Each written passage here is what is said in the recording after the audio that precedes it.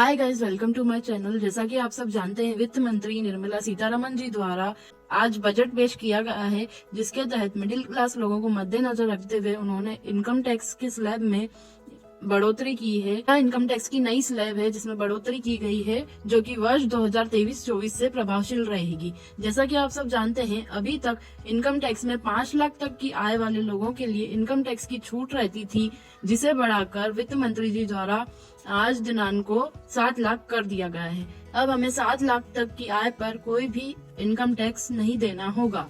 उसके लिए वित्त मंत्री जी द्वारा अलग अलग स्लैब जारी की गई है, जो इस प्रकार है।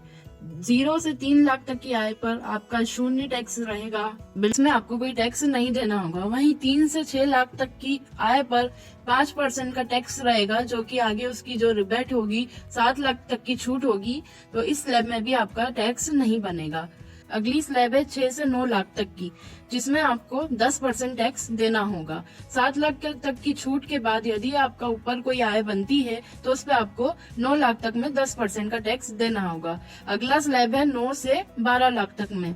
अभी तक जैसा कि आप सब जानते हैं, 5 से 10 लाख तक की आय पर 20% टैक्स लगाया जाता था, वहीं 10 से 20 लाख तक की आय पर 30% टैक्स लगाया जाता था। अब इसमें संशोधन करते हुए 9 लाख से लेके 12 लाख तक की आय पर 15% टैक्स लगेगा, एवं अगले स्लैब में जो कि है 12 लाख से लेके 15 लाख तक की आय पर आपका 20% टैक्स लगेगा। इसमें 15 लाख तक की आय वालों को यह फायदा रहेगा, उन्हें 10 से 20 लाख तक जो 30% देना पड़ता था, अब उन्हें 20% ही देना पड़ेगा।